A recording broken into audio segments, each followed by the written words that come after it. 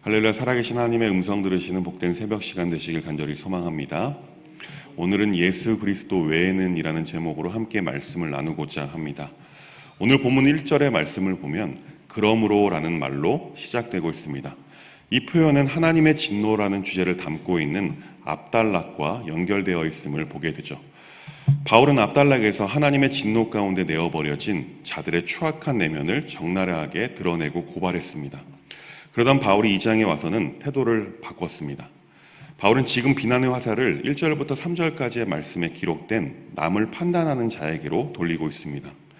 1장 후반부에서는 행악자들에 대해 비판하다가 2장에 와서는 그들을 판단하고 정죄하는 자들을 이제는 비판하고 있는 것입니다.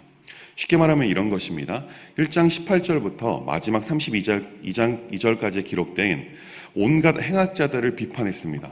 그런데 그 이야기를 듣는 이들에게 너희들은 지금 그들이 잘못되었다고 판단하고 있는데 실상은 너희들도 마찬가지다라고 2장 1절부터 3절까지의 말씀을 통해서 비판하고 판단하는 이들을 비판하고 있습니다. 지금 누가 누구를 판단하려는가?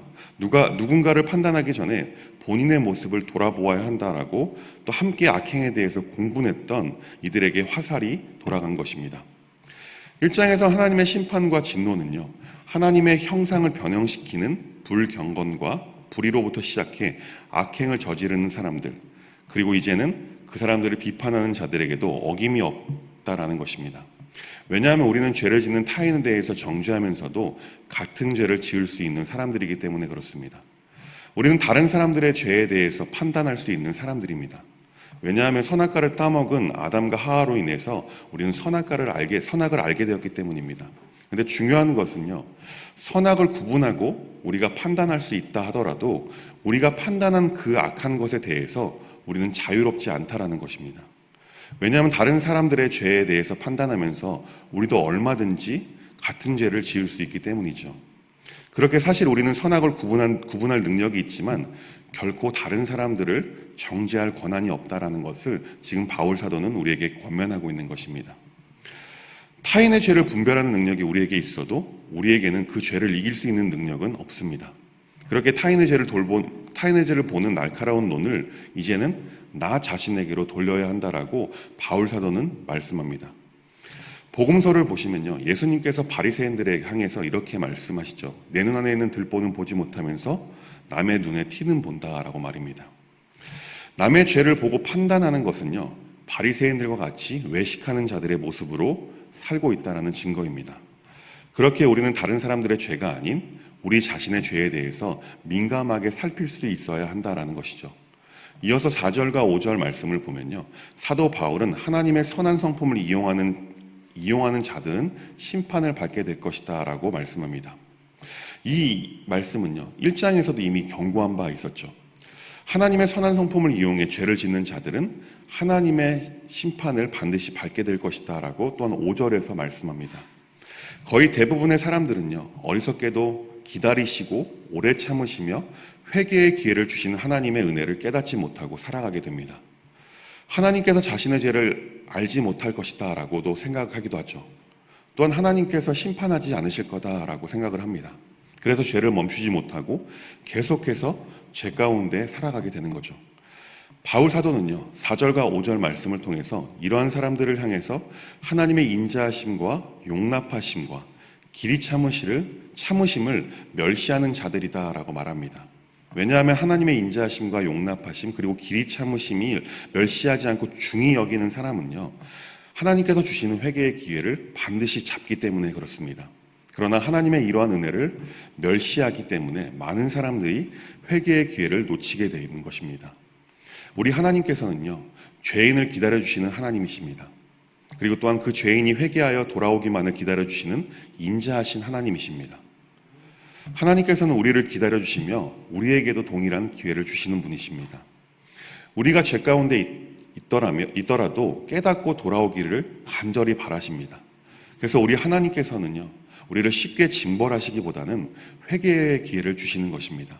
그런데 중요한 것은 이런 하나님의 오래 참으심과 인자하심을 우리는 당연하게 여기지 말아야 한다는 것이죠.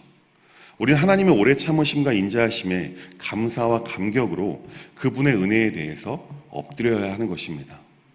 만약 우리 마음에 이런 감사와 감격이 없다면 하나님의 은혜를 당연하게 여기게 될 것이고 회개의 기회마저도 잡지 못하게 될 것입니다. 그렇게 우리는 은혜를 경히 여기지 않기 위해서 우리의 죄악들을 계속해서 돌아보고 회개해야 하는 것입니다. 왜 회개해야 하는지에 대해서는 6절부터 11절까지의 말씀을 통해서 우리에게 말씀하고 있습니다. 6절부터 8절까지의 말씀을 우리 함께 읽도록 하겠습니다. 함께 읽습니다. 하나님께서 각 사람에게 그 행한 대로 보응하시되 참고 선을 행하여 영광과 존귀와 썩지 아니함을 구하는 자에게는 영생으로 하시고 오직 당을 지어 진리를 따르지 아니하고 불의를 따르는 자에게는 진노와 분노로 하시리라. 지금 뭐라고 말씀하고 계십니까? 하나님께서는요, 기다리시고 오래 참으시는 분이시면서 동시에 각 사람이 행한 대로 보응하는 분이라고 말씀합니다. 다시 말하면 하나님의 기다리심에는 끝이 있다라는 것입니다. 때가 되면 그분은 반드시 우리의 행위대로 판단하시고 보응하신다라는 것을 사도 바울은 말씀합니다. 왜냐하면 우리 하나님께서는 모든 것을 공평하게 판단하시는 공의의 하나님이시기 때문입니다. 우리 하나님은 치우침이 없이 공평하신 분이십니다. 모든 사람을 각각 행위대로 판단하시고 그에 따른 결과로 돌려주시는 분이 바로 하나님이다라는 것이죠. 선을 행하는 자에게는 영생으로, 불의를 따르는 자에게는 진노와 분노로 보응하시고 9절과 10절 말씀을 이어서 보면요, 악한 일을 행하는 사람에게는 환난과 고통으로, 선한 일을 행하는 사람에게는 영광과 존귀와 평강이 있을 것이다 라고 바울 사도는 말씀합니다. 그렇습니다. 우리 하나님께서는요, 우리의 모든 것을 다 알고 계십니다. 우리의 행동뿐만 아니라 우리의 생각까지도, 모든 생각도 다 아시는 분이십니다. 오래 기다리시고 참아주시는 하나님께서는요, 때가 되면 심판주로 오시게 되십니다. 그분은 11절 말씀처럼 우리의 외모로 판단하지 않으시고 우리의 행위대로 정확하게 판단하시고 보응하실 것입니다. 많은 사람들은요, 다른 사람들의 시선과 평가에 민감하게 반응하며 살아가게 되는 것을 보게 됩니다. 그래서 다른 사람들이 볼 때에는 선하게 그리고 열심히 살아가는 것처럼 살아가죠. 그러나 사람이 보지 않을 때는 악하고 게으르게 살아가곤 합니다. 그런데 기억해야 할 것은 사람이 보지 못하고 알지 못하더라도 우리 하나님은 다 알고 계시고 다 보고 계신다라는 것입니다. 왜냐하면요, 우리 하나님께서는요, 우리를 너무나 사랑하시기 때문에 우리를 주목하고 계시고 집중하고 계신다라는 것이죠. 이어서 12절부터 16절까지의 말씀을 통해서는요, 율법을 가지고 있는 유대인이건 율법을 알지 못하는 이방인이건 상관없이 하나님께서는 그 사람의 선악간의 행위에 따라 심판하시고 보응을 받게 될 것이다라고 다시금 말씀하십니다. 12절 말씀을 세번역 버전으로 제가 읽어드리겠습니다. 율법을 모르고 범죄한 사람은 율법과 상관없이 망할 것이요, 율법을 알고 범죄한 사람은 율법을 따라 심판을 받을 것입니다. 이 말씀을 문자 그대로만 해석해 보면 율법을 받은 유대인들에게는 율법이 심판의 근거가 된다는 것이고, 율법이 없는, 율법을 알지 못하는 이방인에게 있어서는 그 사람의 행위, 양심이 바로 심판의 근거가 된다는 것입니다. 그러나 영적인 의미로 이 말씀을 해석하면요, 율법을 가지고 있는 유대인들도 실상은 율법이 없는 사람들처럼 행하고 있는 것을 지금 바울 사도는 지적하고 있는 것입니다. 왜냐하면 바울 사도 당시에 유대인들은요, 자기들이 율법을 가졌고 잘 알고 있기에 율법을 잘 지킨다라고 생각했습니다. 그러나 그들은 실상 율법의 근본 정신을 왜곡했죠. 또한 율법, 하나님의 말씀보다 장로의 전통, 유전을 더욱더 우선시했습니다. 그러면서 율법을 모르는 이방인들을 판단하고 그들을 멸시했죠. 그런데 그들은 율법을 알면서도 선을 행하지 않고 율법을 행하지 않았습니다. 이런 것을 알고 바울은 13절에서 이런 유대인들을 향해서 일침을 날리고 있는 것입니다. 하나님 앞에서는 율법을 듣는 자가 의인이 아니요 오직 율법을 행하는 자라야 의롭다 하심을 얻으리니. 아멘. 바울은요, 율법을 아는 것보다 행하는 것이 더 중요하다라고 권면합니다. 이어서 14절 말씀에서 율법을 알지 못하는 이방인이 사람의 본성을 따라 율법이 명하는 바를 행하는 사람도 있다라고 말하죠. 율법을 알고도 행하지 않는 유대인들보다 율법을 지금 실제로 모르고 그들은 가지지 않았지만 자신의 양심을 따라 율법을 행하는 사람이 더 의롭다라고 말씀하고 있는 것입니다. 다시 말하면 율법을 알고도 행하지 않는 사람은 의로운 사람이 아니라 차라리 율법을 알고 있든 알지 못하고 있든 그 율법을 행하는 사람만이 하나님께서 의롭다 여김을 여겨주신다라는 것이죠. 다시 말하면 율법이 하나님의 심판에 대한 전적인 기준이 아니다라는 것을 바울 사도는 밝히고 있습니다. 그렇다면 하나님의 심판에 대한 전적인 기준은 무엇일까요? 16절 말씀을 함께 보겠습니다. 함께 읽습니다. 곧 나의 복음에 이른 바와 같이 하나님이 예수 그리스도로 말미암아 사람들의 은밀한 것을 심판하시는 그날이라. 하나님의 심판에 대한 전적인 기준이 뭐라고요? 바로 예수 그리스도라는 것입니다. 다시 말하면 하나님께서 심판하실 때에는요, 유대인의 율법이나 이방인의 양심이 예수 그리스도의 복음 없이는 아무 소용이 없다라는 것입니다. 사람은 절대로 하나님의 의를 만족시킬 수 없습니다. 율법을 온전히 지킬 수 있는 유대인도 단 한 사람도 없습니다. 양심에 거리끼는 일을 안 하는 사람은 더욱더 없죠. 그렇게 하나님의 심판을 받지 않을 인간이 하나도 없다라는 것이죠. 그러나 하나님께서 예수님을 우리에게 보내주셨습니다. 바로 예수 그리스도를 구주로 영접한 사람은 하나님의 심판 앞에서 자유로울 것입니다. 단 여기서 예수 그리스도를 구주로 영접했다라고 하는 사람은요, 영접하기 이전의 모든 죄악을 회개하고 예수님께로 나아가는 사람을 말합니다. 그리고 영접한 이후에는 자신이 지은 죄들을 다 회개한다라는 가정하에 하나님의 심판에 자유롭다라는 것입니다. 말씀을 맺길 원합니다. 사랑하는 여러분, 하나님의 심판은요, 정의롭습니다. 그리고 공의롭습니다. 또한 공평합니다. 왜냐하면 모든 사람의 행위대로 심판하시기 때문에 그렇습니다.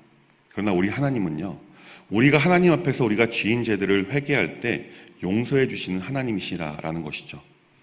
심지어 우리를 용서해 주시기 위해서 우리의 죄의 문제를 대신하기 위해 예수님을 보내셔서 십자가를 지게 하셨습니다. 오늘 말씀을 통해서 우리가 반드시 기억해야 할 것은 이것입니다. 하나님께서는요, 회개할 때까지 오래 참아주시고 기다려주시지만 혹여 회개하지 않을 때에는 심판하시고 사람의 행위대로 보응하시는 분이다라는 것이죠. 그렇게 우리는 날마다 하나님 앞에서 회개하는 삶을 살아야 될 줄 믿습니다. 진정한 회개는요, 그 죄 앞에서 돌이켜서 다시는 그 죄를 짓지 않고 하나님께로 나아가는 것입니다. 사랑하는 여러분, 오늘도 우리가 알고 지은 죄, 모르고 지은 모든 죄를 하나님 앞에서 회개하는 하루가 되었으면 좋겠습니다. 그래서 그 죄와 하나님의 심판 앞에서 자유롭게 살아가는 우리 모두가 될 수 있길 주님의 이름으로 간절히 축원합니다. 기도하겠습니다.